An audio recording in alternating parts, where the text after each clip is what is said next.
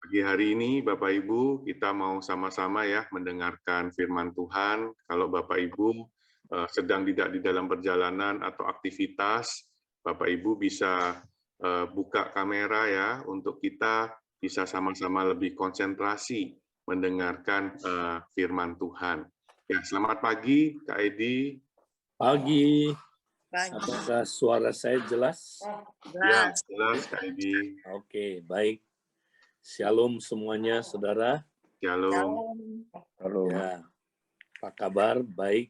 Pagi ini kita mau merenungkan satu topik ya tentang komunitas yang tidak tergoncangkan, saudara. Nah, kenapa saya sampaikan topik ini? Ya, karena mempersiapkan kita, saudara, menghadapi ya goncangan yang akan datang.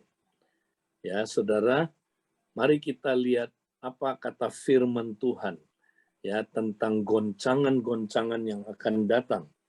Di dalam ayatnya Lukas pasal 6, 46 sampai 48, mengapa kamu berseru kepadaku, Tuhan, Tuhan, padahal kamu tidak melakukan apa yang aku katakan.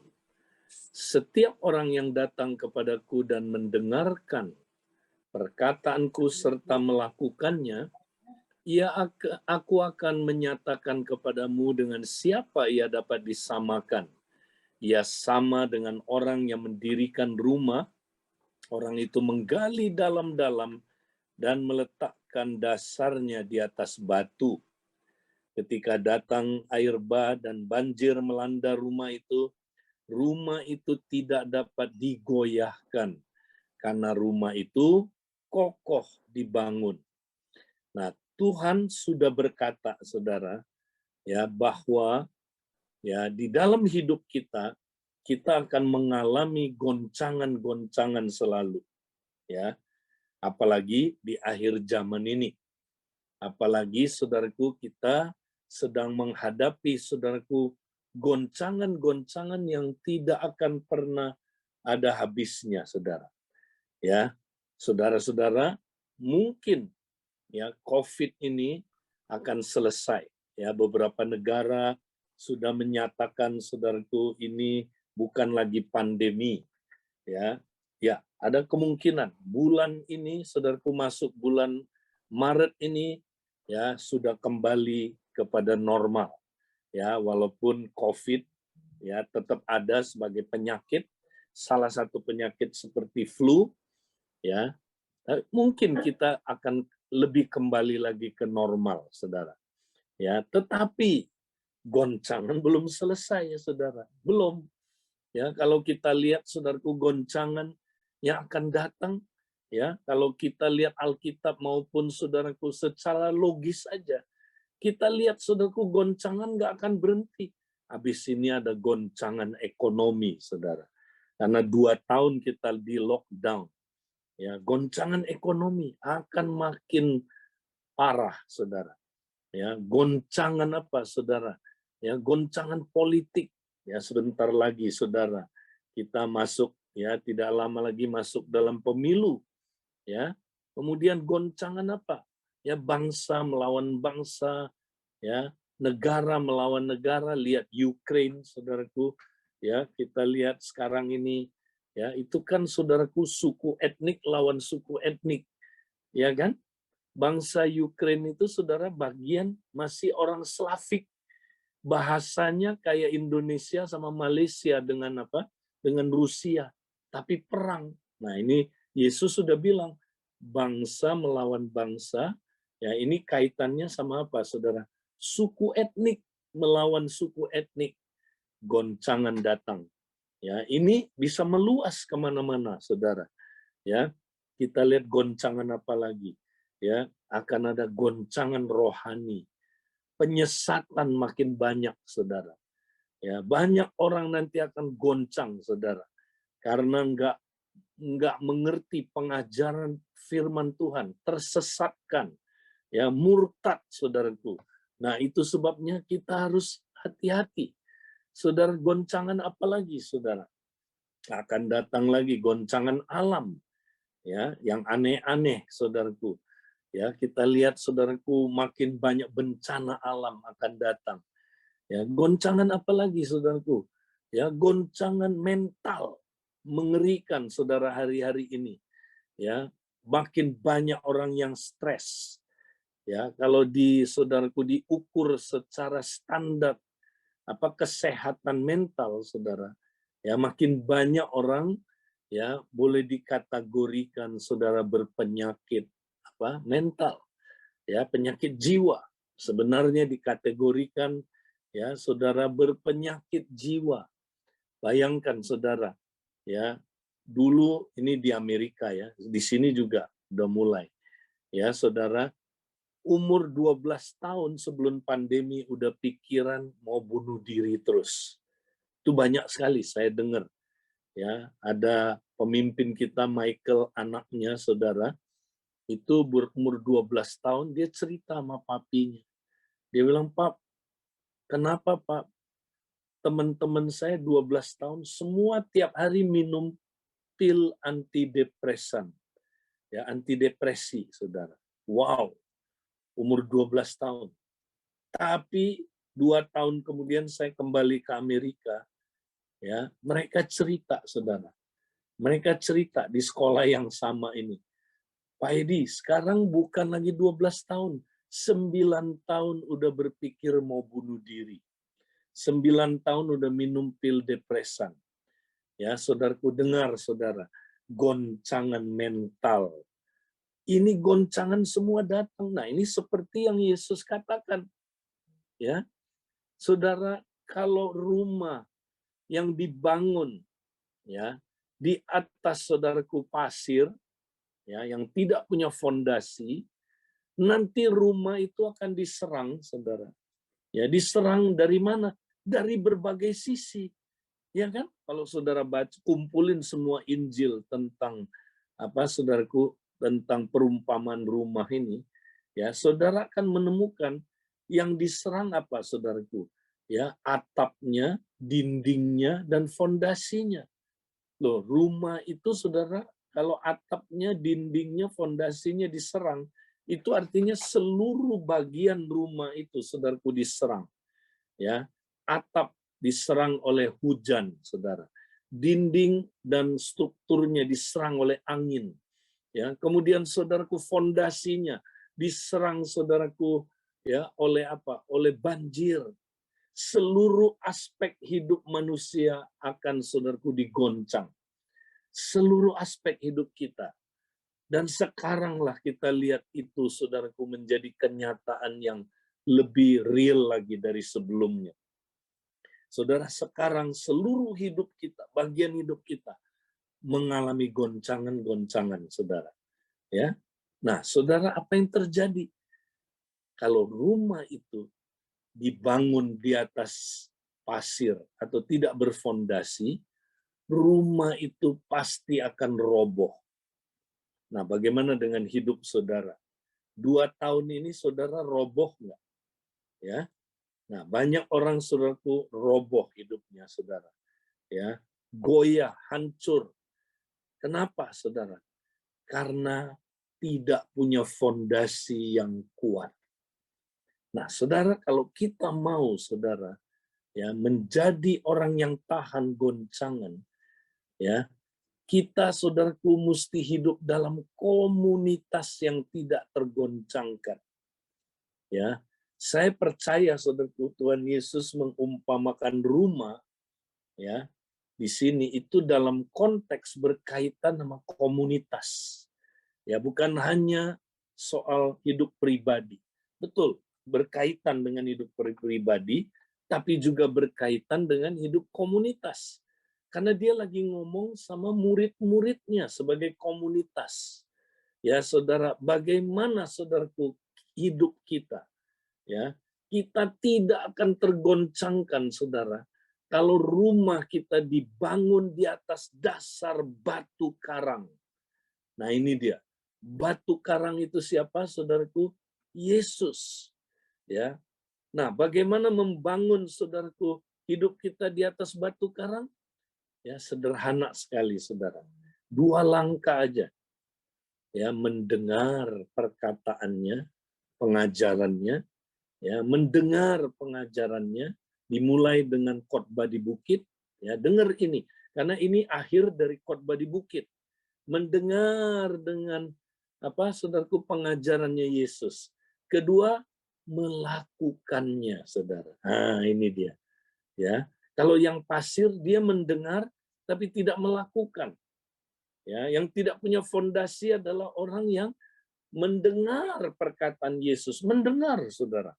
Mungkin tiap pagi dia ikut, saudaraku, ya, mesbah doa, ikut dengar firman, ya, renungin firman.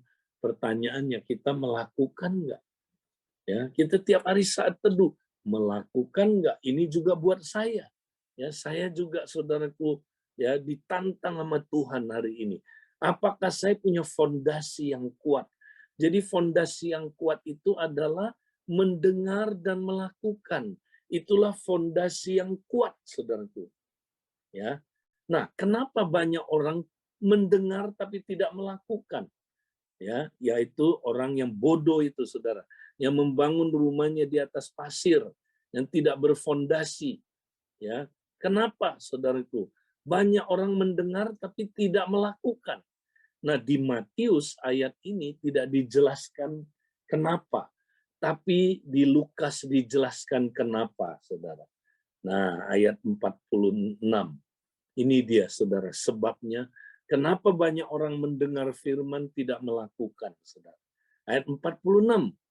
Mengapa kamu berseru kepadaku, Tuhan, Tuhan, padahal kamu tidak melakukan apa yang aku katakan? Ini akar persoalannya, saudara.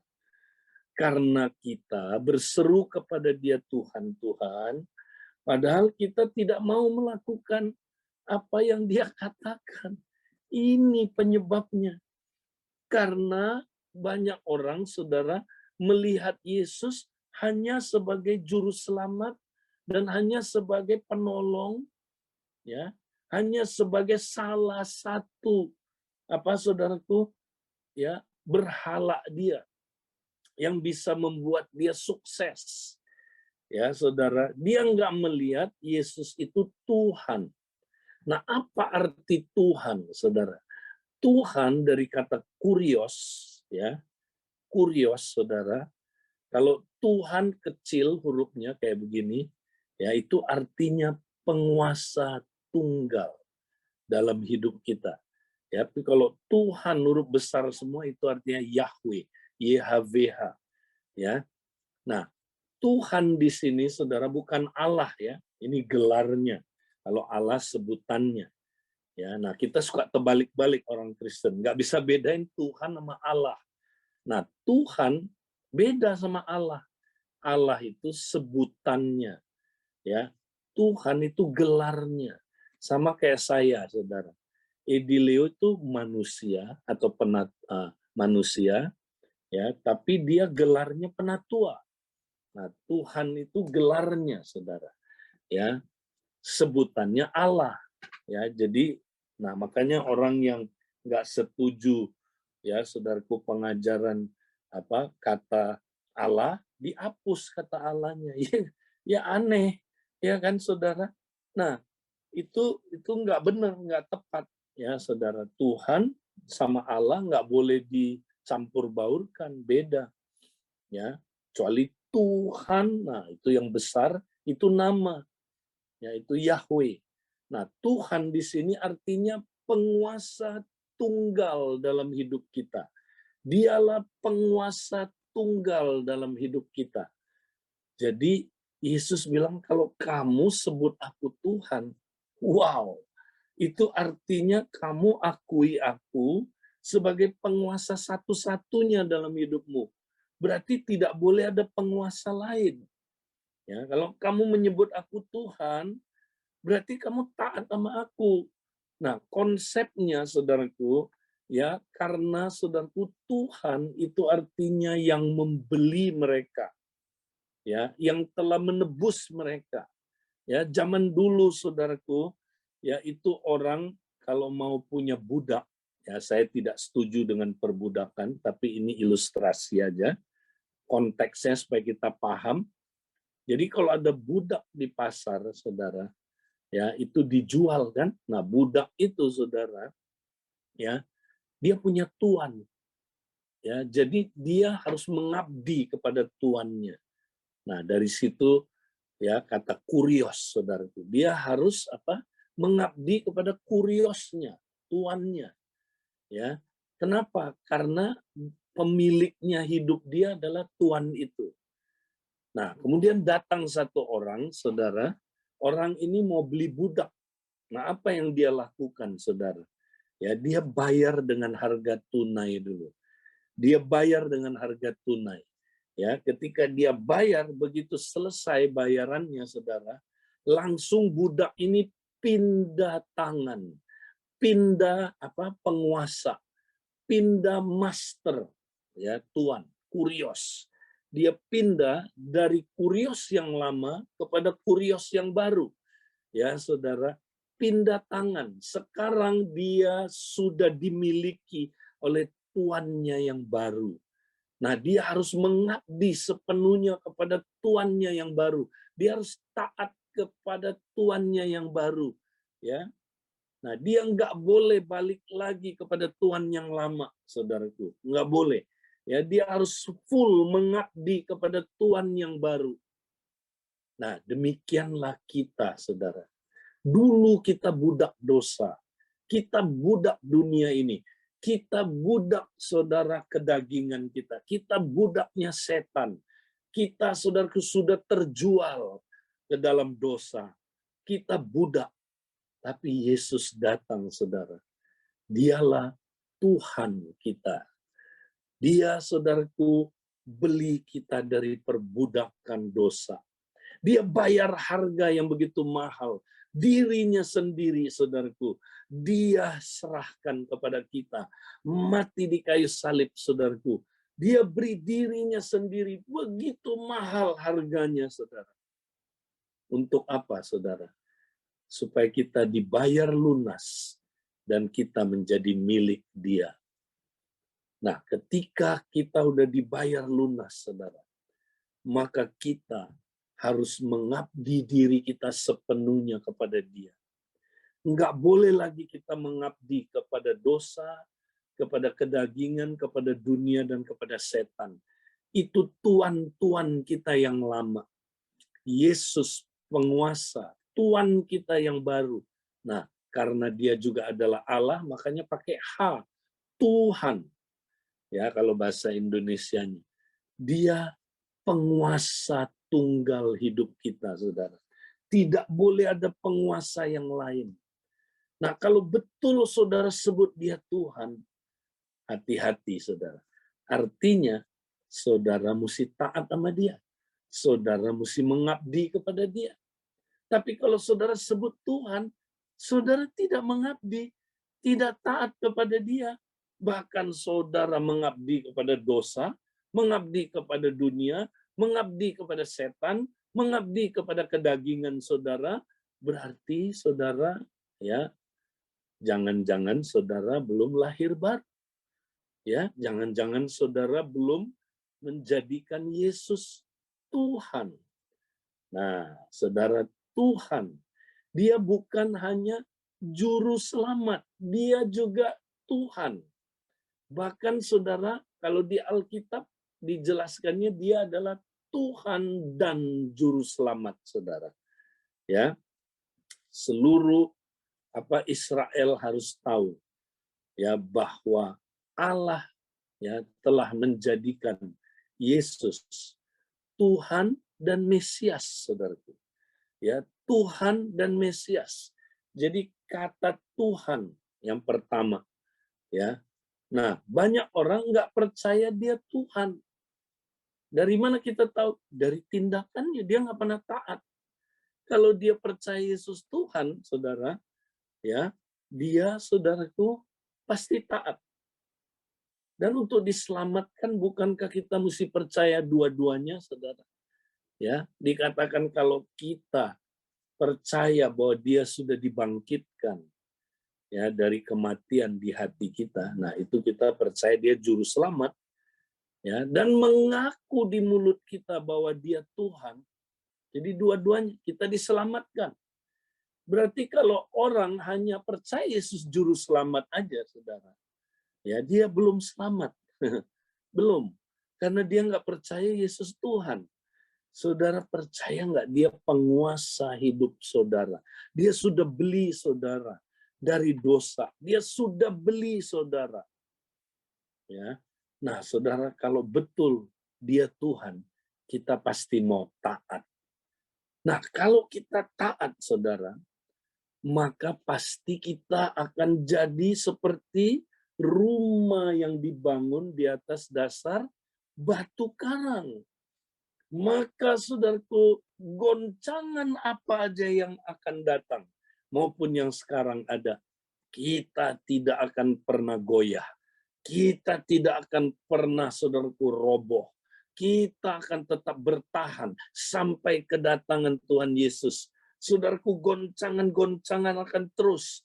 Bahkan nanti goncangan yang paling mengerikan. Bukan hanya bumi saja, langit pun akan goncang. Apa itu? Waktu murka Allah dicurahkan, saudara. Oh, itu ngeri. Yang sekarang ini nggak ada apa-apanya, saudara. Itu ngeri ketika 7 sangkakala ditiup, saudara. 7 murka Allah dicurahkan, saudara. Mengerikan. Ya, tapi orang yang jadikan Yesus Tuhan nggak kena sangkakala itu ditiup. Kita akan luput dari semua, saudaraku, ya, goncangan yang paling dahsyat ini. Kita akan luput. Tapi orang yang tidak jadikan Yesus Tuhan, hanya juru selamat, hanya penolong aja, Yesus nggak lebih dari satpam, itu akan goncang habis-habisan dan saudaraku binasa. Saudara-saudara, sudahkah saudara jadikan Yesus Tuhan? Nah, saudara, kalau belum, kita perlu tanya hari ini, saudara. Kapan saudara mau ya menjadikan Yesus penguasa tunggal dalam hidup kita? Menjadikan di sini bukan berarti dia belum Tuhan, ya. Kita kita jadikan dia Tuhan. Dia bukan Tuhan terus kita jadikan dia Tuhan, bukan. Menjadikan ini artinya gini, kita menyerahkan diri kita ya untuk ya menjadikan dia penguasa tunggal dalam hidup kita. Dia sudah penguasa tunggal, saudara.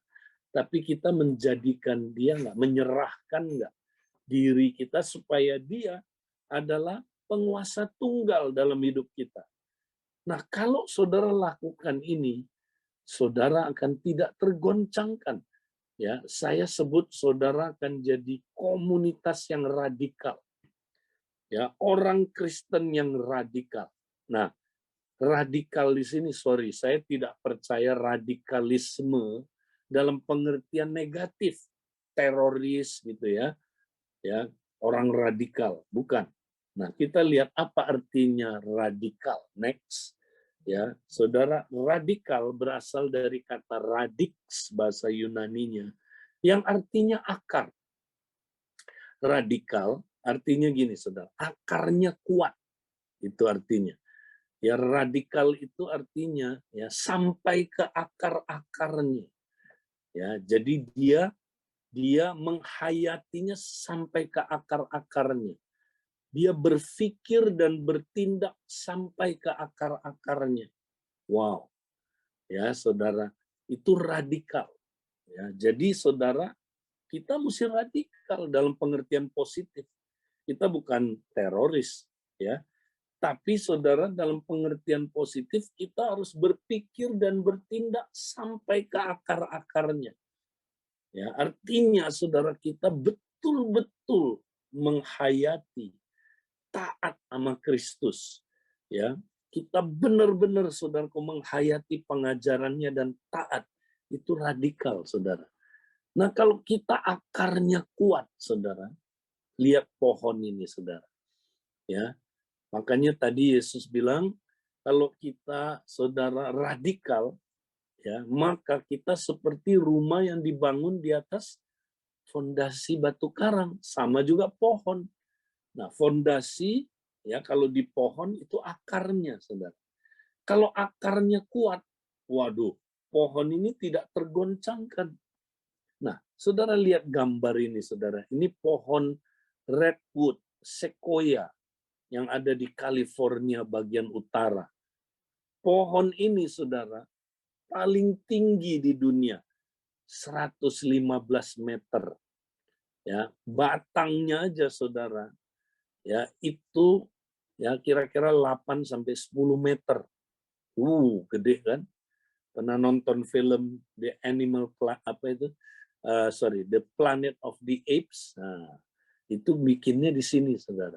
Ya, film itu di syutingnya di sini. Ya, ada satu taman nasional khusus. Nah, ini saudara, redwood tree namanya. Pohon ini bukan cuma tinggi, saudara, tapi pohon ini, saudara, bisa hidup 2.500 sampai 3.000 tahun.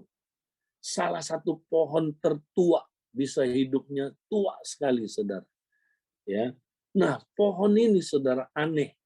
Akarnya, ya, meskipun hanya 2 meter, orang pikir akar pohon ini pasti dalam, pasti 50 meter. Kalau enggak, pohon ini kok kuat, bisa kuat.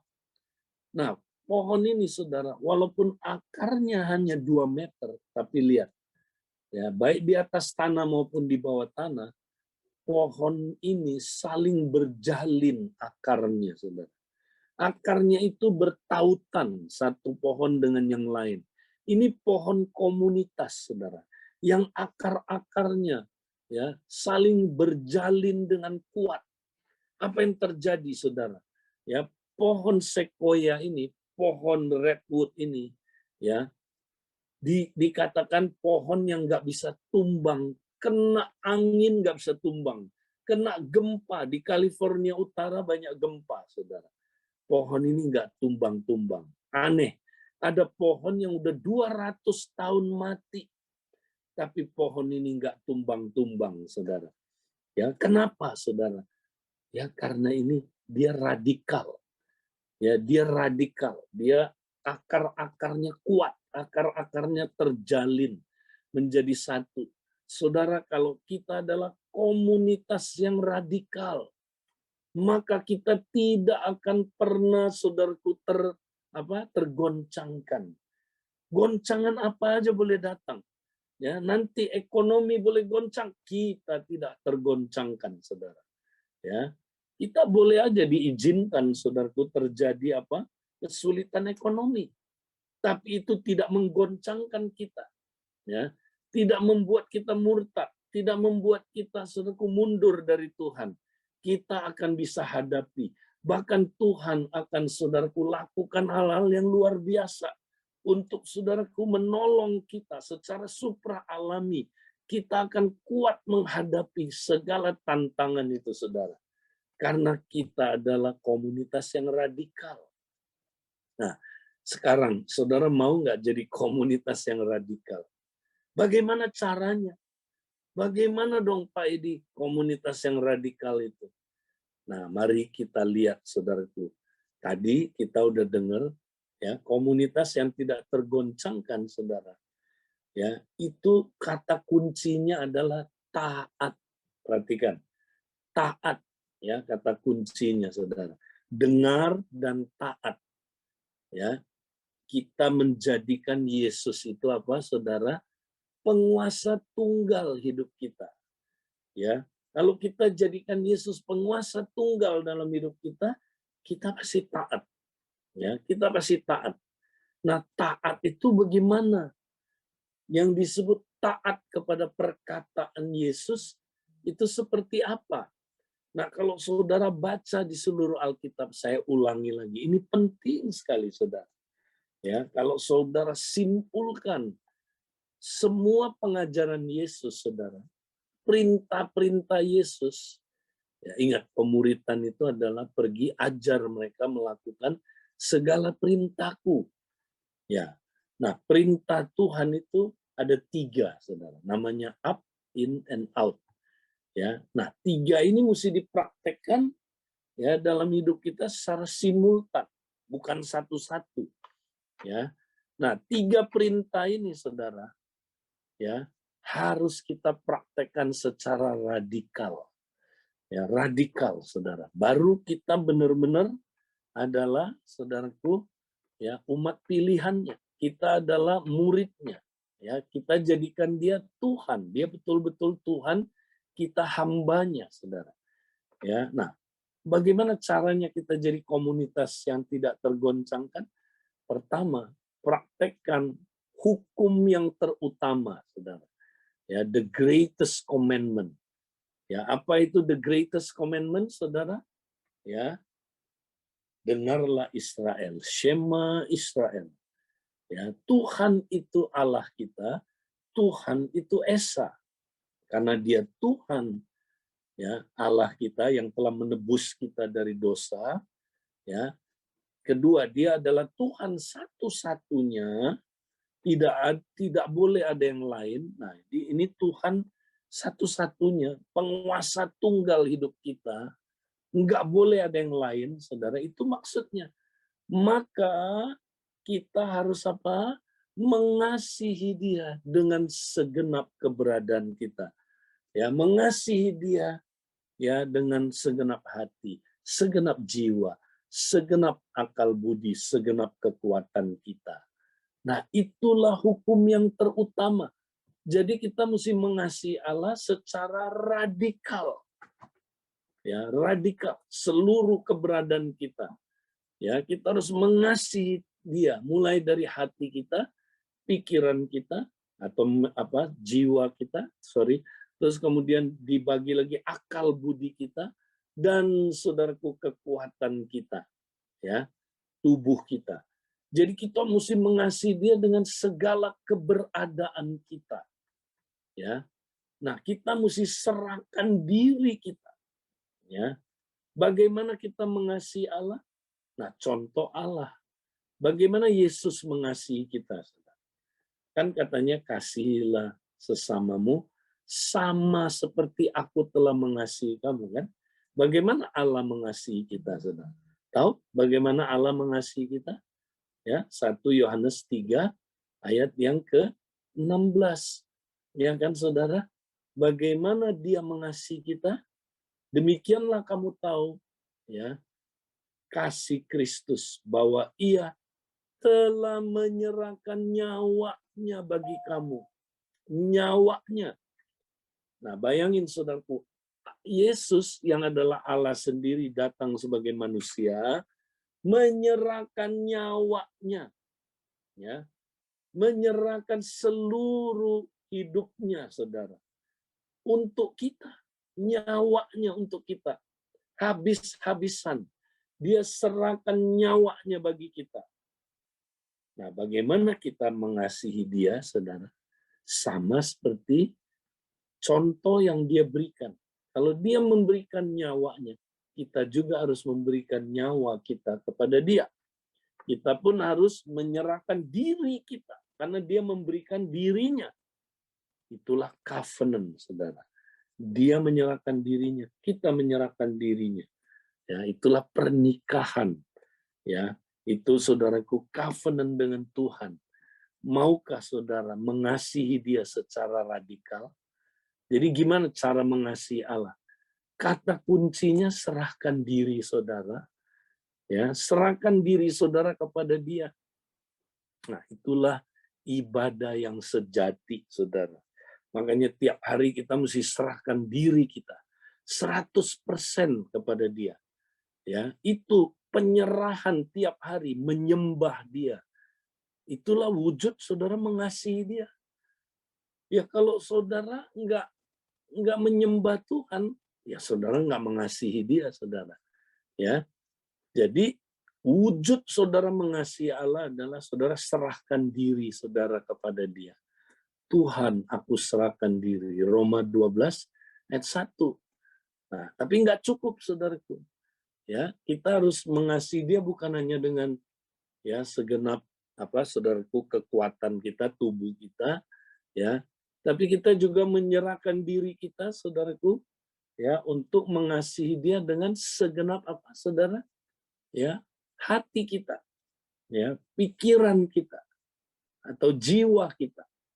Nah, Makanya kalau kita mengasihi dia, saudara, Roma 12 ayat yang kedua, saudara. Ya, kita nggak mau menjadi serupa dengan dunia ini. Kita tidak mau, saudaraku, ya mengikuti lagi, saudaraku, kedagingan kita. Karena mereka bukan Tuhan kita lagi, saudara. Dosa, daging, apalagi saudara, dunia, dan setan, saudaraku, itu bukan Tuhan kita lagi. Bukan penguasa kita lagi. Kita harus, saudaraku, buang dia dari hidup kita. Ganti, ya saudaraku, dengan kebenaran, firman. Ya, saudara, kita dikuasai oleh firman. Ya, kita tidak lagi dikuasai oleh pikiran-pikiran dunia, oleh perasaan-perasaan dunia, oleh perilaku-perilaku dunia. Harus ada transformasi tiap hari, saudaraku, diubahkan dari dalam. Ya, itulah wujud kita mengasihi Allah. Ya, apakah saudara mengasihi Allah? Ya, praktek Roma 12 ayat 1 dan 2.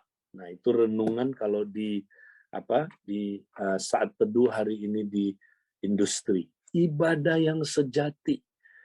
Makanya ibadah sejati itu wujud kita mengasihi dia, saudara.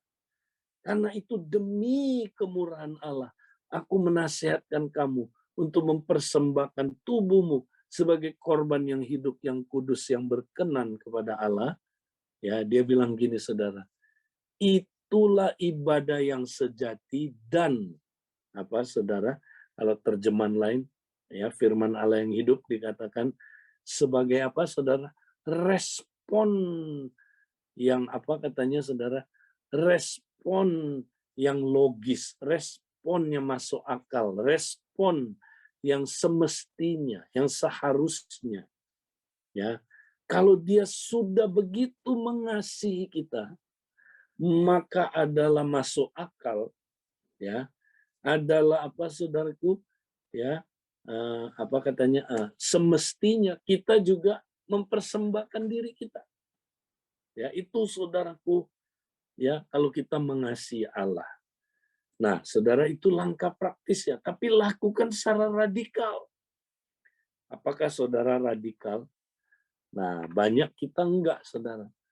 Ya, kita kalau beribadah, ya, ikut mesbah pagi, aduh, kadang-kadang kita asal-asalan, ya, kita sambil ngantuk-ngantuk, udahlah Pak Edi, ya, tahu-tahu saudara udah kedengeran, dia lupa matiin ininya, saudara, ya, mic-nya, kedengaranlah, ya, karunia yang lain, ya, dia tidur, ya. Saudara, ada yang bilang, tapi kan lebih baik tidur, ya, di hadirat Tuhan, katanya. Ya, nah, pakai alasan, ya. Nah, saudara, ada orang, ya, saudara, dia nggak radikal dalam menyembah Tuhan, ya. Dia nggak mau berkorban, itu nggak radikal. Ya, saudara, ingat, kita nyembah Tuhan, kita mengabdi kepada Tuhan, itu nggak gampang, nggak selalu nyaman, enggak, ya. Nah, saudara, kadang-kadang memang, ya, ada yang nyaman, saudara. Feeling kita enak. Ya, kita misalnya ibadah minggu nih, saudara. Ya, nah, ada nggak saudara datang begini, gua males nih ibadah. Loh, kenapa? Nggak ada suasananya. Loh, emang kenapa? Ya, aduh, gua nggak nyaman nih ibadah di sini. Ya, nggak enak, alat musiknya nggak bagus. Ya, lagunya, ya, aduh, nggak bagus, nggak cocok di hati saya. Ya, memang nggak salah musiknya, kalau bisa yang terbaik, kita terbaik, saudara. Kalau lagunya mesti dipilih yang bagus, betul, nggak salah itu. Tapi yang salah, kita motifnya. Motifnya kita untuk menikmati, saudara. Nah, itu dia. Saudara tidak beribadah dengan benar itu. Ya, makanya nggak ada kuasa ibadah. Makanya hidup kita tergoncangkan. Karena kita ibadah aja nggak radikal, nggak sungguh-sungguh. Ya, seringkali ibadah itu, saudara, mesti berkorban. Aduh, Pak Edi, saya lagi nggak pengen nih ibadah. Nah, waktu saudara ibadah, karena nggak pengen ibadah, wah itu, saudara berkorban. Ya, Saudara mesti berkorban. Radikal nggak saudara nyembah Tuhan? Mari kita, saudaraku, ya, mengasihi Allah secara radikal. Serahkan diri saudara tiap hari, ya, dan ubah pikiran saudara yang nggak benar, perasaan saudara, perilaku yang nggak benar, supaya jangan seperti dunia ini. Ya, itu dia, saudaraku, ibadah kita.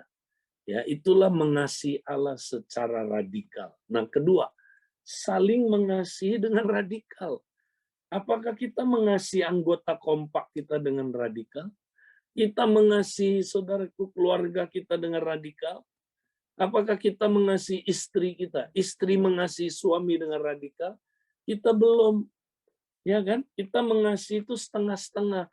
Nah, kita udah belajar beberapa minggu lalu ya, mengasihi itu pura-pura. Saudara, makanya Roma 12 ya, ayat berapa itu ya? Selanjutnya dikatakan jangan kasih kita pura-pura, Saudara. Nah, itu innya. Kita harus saling mengasihi dengan radikal. Gimana cara saling mengasihi dengan radikal, Saudara? Ya, praktek 1 Yohanes 3 ayat 16 itu. Demikianlah kita tahu ya akan kasih Kristus, yaitu Kristus telah menyerahkan nyawanya ganti kita, telah menyerahkan nyawanya bagi kita. Karena itu kita pun wajib mengasihi seorang akan yang lain, menyerahkan nyawa kita kepada saudara kita. Ya, jadi saudara, kalau Kristus sudah menyerahkan nyawanya, kita pun wajib menyerahkan nyawa kita. Ya, saudara, ada yang bilang, aduh Pak Edi, saya kurang ngerti metode bagaimana mengasihi ya Pak Edi ya. Metodenya apa yang efektif ya mengasihi? Ya, mengasihi itu bukan soal metode, saudara, bukan. Ya, mengasihi itu ya, pokoknya saudara memberi diri nggak? Kalau saudara nggak memberi diri, belum mengasihi saudara. Ya, saudara beri dirimu. Ya, aku mau ya berkorban diriku ini. Aku sudah serahkan nyawaku kepada saudara-saudaraku. Ya, kalau kita bukan menyerahkan nyawa, kita ambil nyawa orang lain. Ya, kita bukannya membagi hidup nyawa kita, tapi kita ambil hidup orang lain, kita rusak hidup orang lain. Saudara, mengasihi itu kuncinya sederhana. Seperti Kristus menyerahkan nyawanya, mari kita menyerahkan nyawa kita kepada yang lain. Ya, saudara, itu. Jadi kalau kita nggak menyerahkan nyawa, nggak bisa, saudara. Mana mungkin kita bisa mengasihi ya saudara kita yang bersalah kepada kita berkali-kali, 70 kali 7 kali salahnya. Bagaimana kita bisa, saudaraku, ya mengasihi ya orang, saudara, musuhnya kita? Mana mungkin? Ya, kita bisa mengasihi, saudaraku, ya terus-menerus, nggak berhenti, saudara. Bagaimana kita bisa terus mengampuni tanpa saudaraku berhenti? Kalau kita enggak, ya Pak Edi, saya susah ini Pak Edi. Sekali lagi anggota kompak saya ini bikin salah, udah deh, gue udah nggak kuat. Nah, itu belum menyerahkan nyawa itu, saudara. Belum. Ya, gue udah nggak kuat, makanya nggak kuat. Ya, kenapa? Karena Anda belum mati, Anda baru setengah mati. Aduh, Pak Edi susah ya. Jadi orang Kristen tuh setengah mati loh Pak Edi. Ya memang, ya kalau setengah mati Anda akan gagal, harus mati beneran. Ya, caranya serahkan nyawamu. Ya, nyawamu serahkan. Mari kita praktek mengasihi. Ya, aduh Pak Edi enak aja. Nggak gampang, memang nggak gampang, saudara. Mempraktekkan ini perlu pengorbanan. Ya, nggak gampang. Tapi saudara, pertanyaannya gini, Yesus Tuhan bukan sih dalam hidup saudara? Kalau Yesus Tuhan, saudara bisa. Kasih itu perintah, saudara. Hendaklah kamu saling mengasihi. Karena inilah perintah baru, kata Yesus, yang kuberikan. Perintah. Ya. Nah, Allah nggak mungkin memerintahkan kita melakukan sesuatu yang kita nggak bisa lakukan. Nggak mungkin. Dia pasti, ya saudara, memerintahkan kita melakukan sesuatu yang kita bisa lakukan. Ya, kalau saudara punya anak umur 5 tahun misalnya, saudara, dia angkat beban 100 kilo. Saudara paksa dia, angkat nak, ini perintah papa angkat. Nggak bisa papa, berat, angkat goblok. Angkat nggak bisa papa, goblok kamu. Siapa yang goblok? Bapaknya yang goblok. Ya kan? Nah, saudara, kalau Allah perintahkan kita, apa saudara? Melakukan saling mengasihi. Ya, seperti dia telah mengasihi kita. Dia tahu kita pasti bisa taat, saudara. Tinggal taat aja kok. Asal Yesus Tuhan, ya kan? Pasti saudara taat. Kecuali Yesus bukan Tuhan saudara. Nah, Yesus itu hanya juru selamat dan penolong aja. Saudara nggak mampu. Tidak mampu, saudaraku. Ya, tidak akan mampu melakukan ini. Tapi kalau Yesus Tuhan, mampu. Karena saudara udah dibeli, udah ditebus.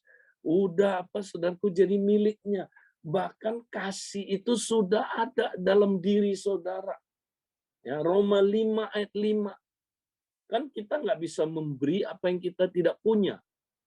Ya, kalau kita nggak punya kasih, kita nggak bisa memberi kasih kan. Sama kayak kalau kita nggak punya uang, kita nggak bisa memberi uang. Kita harus punya dulu. Nah, apakah kita punya? Kasih punya. Roma 5 ayat 5. Kasih Allah telah dicurahkan merata. Ya, kalau bahasa Indonesia merata oleh Roh Kudus, bahasa Yunaninya lebih dari itu, saudara. Kasih Allah telah dicurahkan habis-habisan. Nggak ada sisa lagi ke dalam hati saudara oleh Roh Kudus.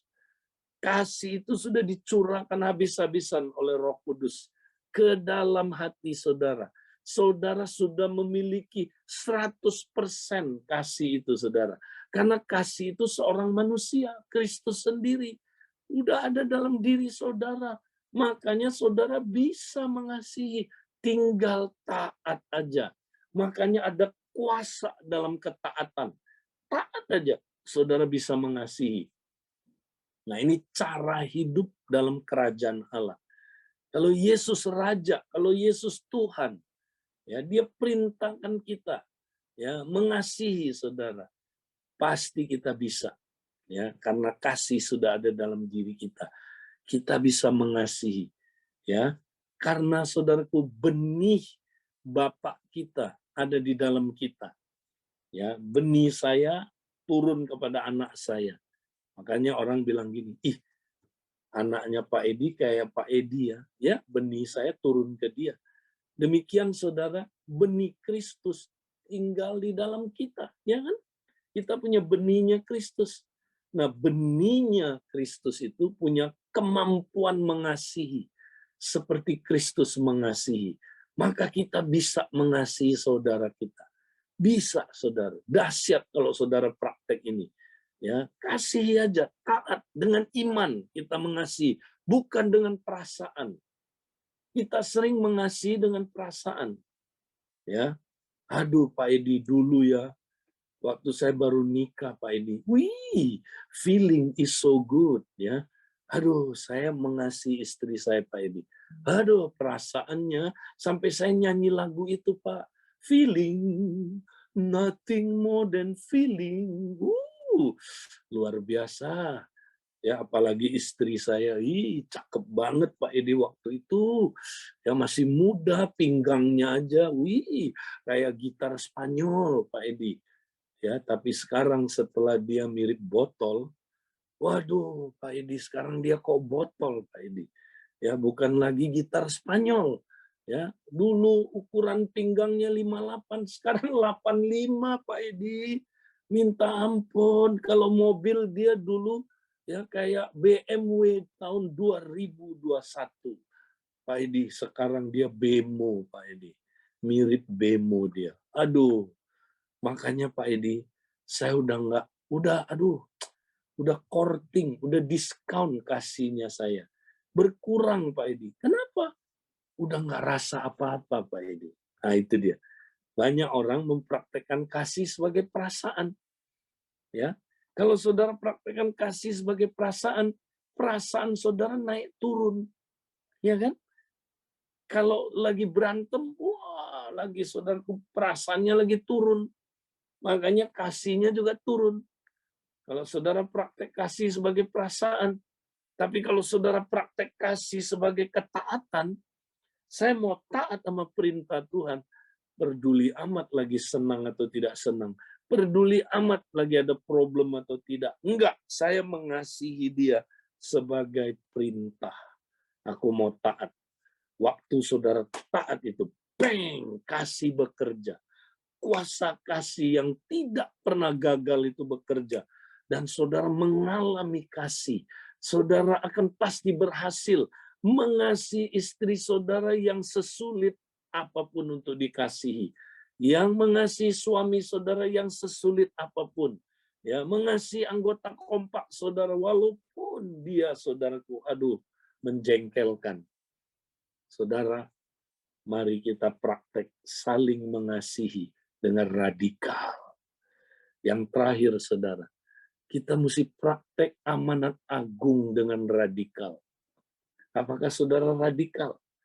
Ya, ini amanat agung, saudara. Perintahnya raja. Ya, saudara taat nggak? Atau ya, Pak Edi nantilah tunggu ada waktu kapan-kapan. Ya, saudara, kok kapan-kapan? Ya, prioritas keberapa? Ya, nantilah Pak Edi. Ya, aduh saya lagi nggak ada waktu, sorry. Ya, kalau ini penting buat saudara, saudara pasti prioritaskan kan. Kalau ini penting, saudara atur dong. Ya, pasti bisa kalau kita mau. Nah, kecuali kita lihat nih nggak penting. Yesus bukan Tuhan dalam hidup kita. Ini kan perintahnya Yesus. Ya kan? Perintah dia yang terakhir. Ya, the greatest commandment. The last commandment. Ya, kalau yang pertama apa itu saudara? Ya, yang pertama itu the up-nya adalah the great commandment, ya kan? Kemudian yang kedua the new commandment, in-nya. Out-nya apa? The great commission. Ya, saudara. Nah, kenapa pakai kata commission? Amanat, ya, karena itu dari raja. Kalau raja yang perintahin, saudara, masa kita nggak apa-apa lah, nggak penting, ya. Saudara, kalau kita nggak melakukan amanat agung, ya berarti kita nggak taat sama Yesus sebagai Raja. Makanya goncang hidup kita. Banyak orang goncang, saudara. Kompaknya goncang. Ya, kompaknya cuman up, in, dan out-nya kapan-kapan. Itu juga up-nya nggak bener lakukannya. In-nya juga nggak bener, nggak radikal. Ya, apalagi out-nya. Nah, saudara, hari ini kita mau praktekkan up in out ini secara radikal. Ya, ingat saudara, Yesus Tuhan dalam diri saudara atau bukan Tuhan sama sekali. Ya, bahasa Inggris bilang begini saudara.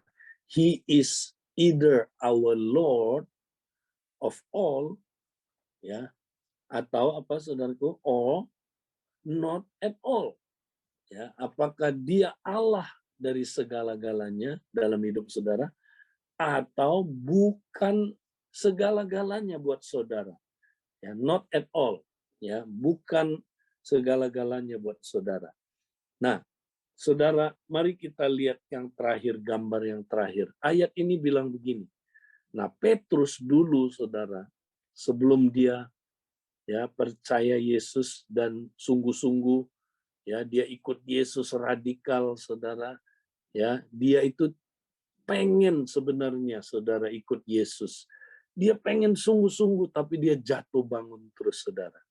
Nah akhirnya dia menulis dalam 1 Petrus 3 apa sebabnya, ya salah satu sebab terbesarnya saudara, dia jatuh bangun, tergoncangkan dan tidak bisa tahan menghadapi saudaraku tantangan pencobaan, bahkan dia murtad, ya saudaraku.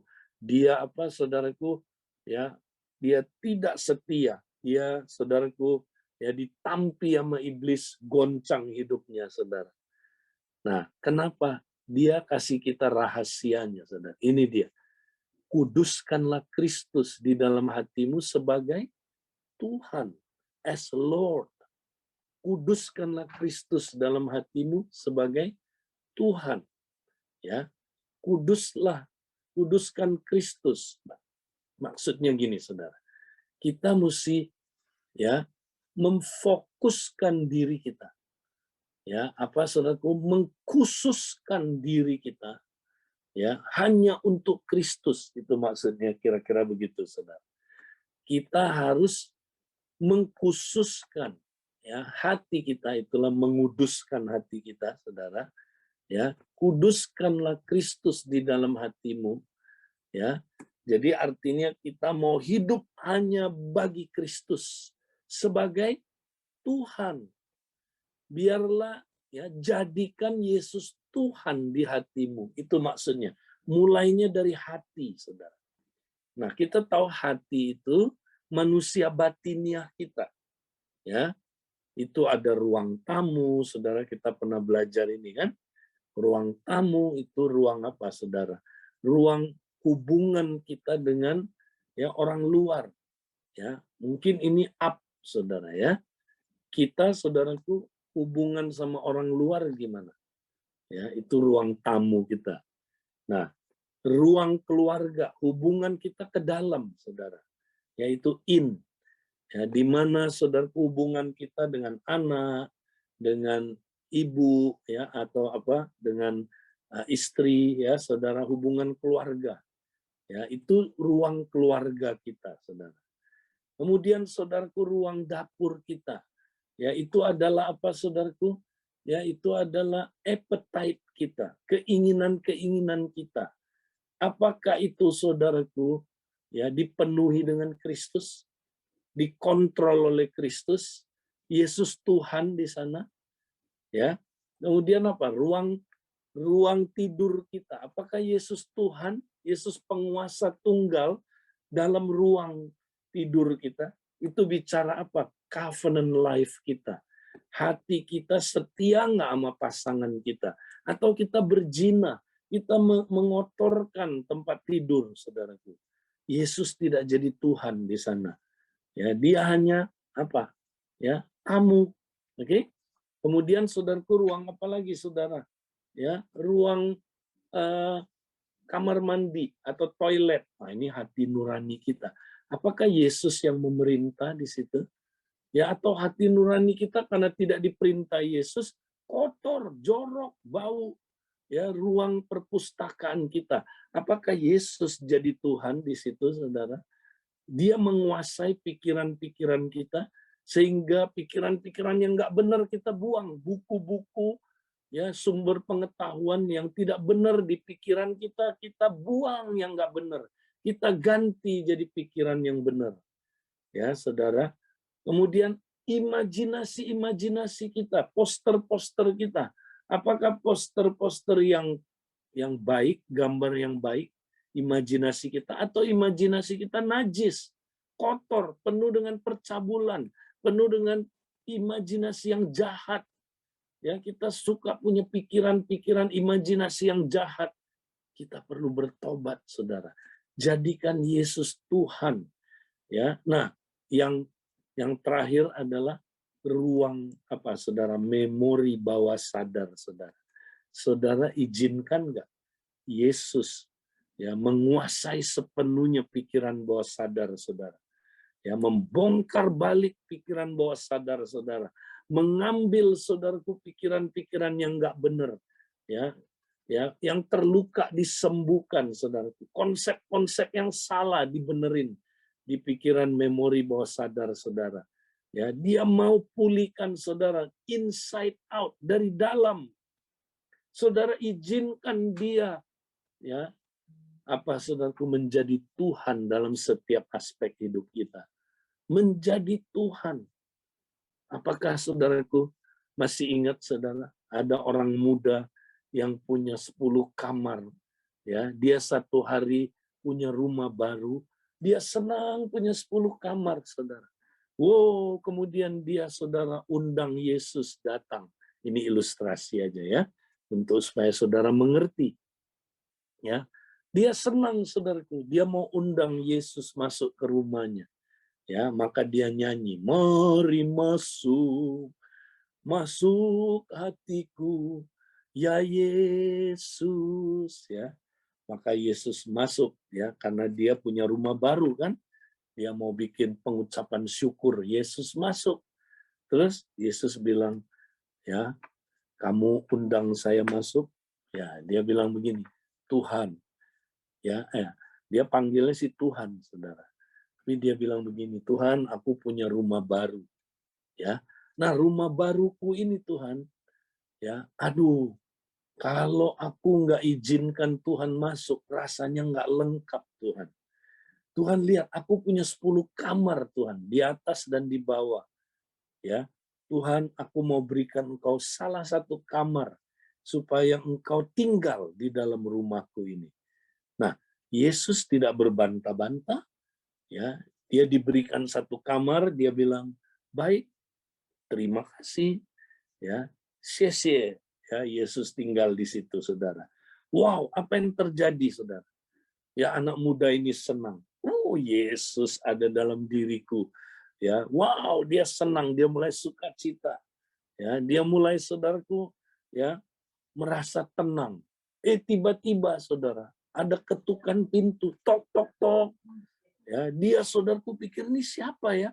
Kemudian saudara dia mulai ngintip buka pintu. Ternyata ya dia lihat waktu dia buka pintu saudara. Ya, ternyata yang ketok pintu itu iblis. Ya, ternyata iblis setan. Langsung setan ganjel pakai kakinya. Hahaha. Rumah baru nih ye, katanya. Oh iya dong, ini rumah baruku, kamu jangan macem-macem. Setan langsung masuk, nggak pakai permisi. Dia bilang begini, hahaha. Ya, punya rumah baru ya, bagus juga. Setan, kamu jangan macem-macem ya. Kamu mau masuk rumahku, kamu nggak takut sama Tuhan. Tuhan ada di rumah ini. Ya, Tuhan akan mengusir kamu keluar dari tempat ini. Haha, setannya ketawa. Setan bilang, mana? Suruh Tuhan usir saya. Ya, dia teriak-teriak, Tuhan, Tuhan, cepat keluar Tuhan. Ya, usir setan ini supaya dia keluar. Keluarlah Tuhan, tolong saya. Aduh, ya setan gebukin anak muda ini, saudara. Dihajar, disakiti, dilukai. Ya, tapi nggak ada pertolongan dari kamar. Kok diam-diam aja Yesus ada di rumah ini, tapi nggak belain dia. Nah, akhirnya dia dengan kekuatan dengan kekuatan dia usir setan ini. Dia tutup pintunya, dia lari ke kamarnya Yesus. Dia bilang, Tuhan, kenapa engkau tega? Aku udah undang engkau masuk. Ya, kau sudah masuk ke dalam diriku. Tapi Tuhan, kenapa engkau tega biarkan aku disiksa setan? Nah, Tuhan bilang begini, nah, aku ini ya Allah yang adil. Ya, kalau kamu serahkan kepada aku, ya hanya satu kamar aja, ya udah kamar itu aku jaga. Tapi yang lain, setan nggak ke situ kan tadi kan? Nah, setan nggak ke kamarku kan? Dia ke kamar-kamar yang lain. Dia ke ruang tamu, ya. Makanya, ya coba kalau dia masuk kamar ini, aku jaga. Tapi kalau dia ada di luar, ya itu urusan kamu. Ya, waduh, anak muda ini saudaraku, ya mulai ngerti dia saudara. Tuhan, kalau begitu Tuhan, sekarang aku tahu Tuhan, kenapa aku Tuhan ya kalah terus hidupku dengan setan, karena aku cuma menyerahkan satu kamar kepada Engkau. Sekalipun 5 kamar aku serahkan, tapi kalau ada kamar-kamar yang belum diserahkan pada Engkau, Tuhan, pasti kamar-kamar itu diserang sama setan. Tuhan, ampuni aku, Tuhan. Aku bertobat hari ini. Aku ternyata belum jadikan Engkau Tuhan secara radikal. Aku belum jadikan Engkau Tuhan atas seluruh hidupku. Aku mau mulai hari ini Tuhan, aku radikal menyerahkan seluruh hidupku, seluruh ruang-ruangku 100% kepada Engkau. Ini Tuhan, ambillah Tuhan. Ambillah Tuhan. Ya, ruang tamuku, ruang keluargaku, dapurku, ruang tidurku, toiletku Tuhan, ruang bacaku, bahkan ruang gudangku Tuhan. Kuserahkan semuanya. Semuanya 10 kamar dan seluruh isinya kepada Engkau. Ya. Nah, Yesus bilang begini. Terima kasih. Yesus nggak mau berbantah-bantah, saudara. Puji Tuhan. Hari itu anak muda ini, saudara, dia tidur di ruang tamu, saudara. Karena sekarang dia jadi tamu. Ya, Yesus jadi tuan rumahnya, saudara. Oh, dia tidur, saudara. Kemudian apa yang terjadi, saudara? Tiba-tiba pagi-pagi, ya ada ketukan pintu lagi, tok, tok, tok. Wah, dia tahu ini iblis. Ini pasti iblis ketok lagi. Aduh, dia mau kerjain aku lagi. Dia pasti melukai aku, menyakiti aku. Ya, bahkan di luar udah ketokannya keras sekali. Dan maki-maki, setan maki, buka pintu, goblok. Kalau kamu nggak buka pintu, awas kamu, aku hancurkan kamu. Buka pintu. Ya, nah tiba-tiba saudara, waktu dia gemeteran, ketakutan, dia mau pergi buka pintu itu, saudara. Tiba-tiba, saudara, ya ada suara dari belakang dia. Dia, ya, suara itu bilang begini, tunggu, karena rumah ini milik aku. Akulah yang harus menjawab pintu itu. Dia lihat ke belakang, Tuhan Yesus dengan gagah jalan ke arah pintu itu, saudara. Wah, setan lagi ketok pintu. Buka pintu, goblok. Ya, wah, anak muda ini ikut Tuhan Yesus. Ya, Tuhan Yesus dengan ya gagah berani, tidak ngintip-ngintip, dia buka pintu itu, saudaraku, lebar-lebar. Dia bilang, "Hah? Mau cari siapa kamu?" Ya, begitu setan lihat, Tuhan Yesus ternyata yang buka pintu. Tahu nggak? Dia langsung bilang begini, ya, "Maaf Om." Ya, dia bilang, "Sorry, ya, salah alamat," katanya. Dia nggak pernah balik lagi, saudaraku. Dia tidak pernah balik lagi. Ya, saudara. Kenapa, saudara? Karena, saudara, rumah itu sudah dikuasai oleh Tuhan Yesus sepenuhnya. Saudara, ini cuma ilustrasi. Tapi demikianlah hidup kita, saudara. Masih adakah ruang-ruang tertentu dalam hidup saudara yang belum diserahkan? Mari hari ini, saudara, serahkan kepada Yesus sebagai Tuhan, penguasa tunggal dalam hidup saudara. Apakah dia penguasa tunggal hidup saudara 100%? Atau hanya 85%? Yang 15% bisa dipakai iblis. Kalau ruang hidup saudara hanya diserahkan 90%, yang 10% bisa dipakai iblis. Kalau saudara serahkan 99,9%, yang 0,1% masih bisa dipakai oleh iblis. Mari, saudara, kita serahkan 100% radikal bagi dia. Jangan ada yang tidak kita serahkan. Hari ini, saudara, saya mau doakan saudara. Saya mau tantang saudara di akhir khotbah saya ini. Maukah saudara jadi komunitas yang radikal, yang tidak tergoncangkan, dimulai dari hati saudara. Hati saudara hari ini. Kuduskanlah Kristus di dalam hatimu sebagai Tuhan. Sekali lagi, kuduskanlah Kristus di dalam hatimu sebagai Tuhan. Tuhan, kami serahkan hari ini Tuhan, seluruh hidup kami ke dalam tangan-Mu Tuhan. Tuhan, kami mau praktek hari ini. Kami mau persembahkan diri kami 100%. Kami mau menyerah karena Engkau adalah Tuhan kami. Engkau adalah juru selamat kami. Engkau adalah penolong kami. Tapi yang pertama, Engkau adalah Tuhan kami yang sudah membeli kami dengan harga tunai. Yang sudah menyerahkan nyawa-Mu kepada kami. Kami mau Tuhan menyerahkan nyawa kami, menyerahkan seluruh hidup kami, seluruh ruang-ruang dalam hati kami Tuhan. kami serahkan 100%. Jadilah Tuhan.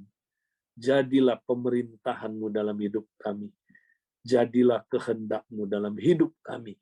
Seperti di surga, Tuhan. Terima kasih dalam nama Yesus. Kami sudah berdoa dan mengucap syukur, Tuhan. Amin. Amin. Baik, saudara, karena waktu, ya, saya serahkan, mungkin kita ada waktu singkat 5 menit. Kalau ada yang mau bertanya atau mau meresponi, silakan. Ya, silakan teman-teman. Kalau ada yang mau bertanya, bisa langsung open mic ya. Saya tunggu. Kalau ada, silakan.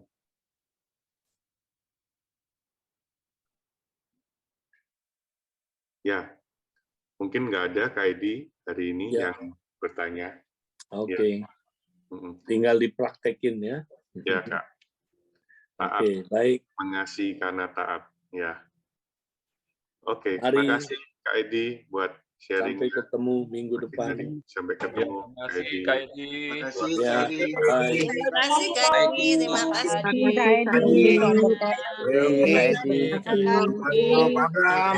Memberkati Abraham, Teman-teman. pagi, God bless ya, Pak Marino, Pak Hadi. Terima kasih Pak. Richard. Ya Pak. Pak Richard, terima kasih. Pak Emil ya.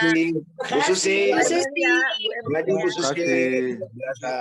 Baik.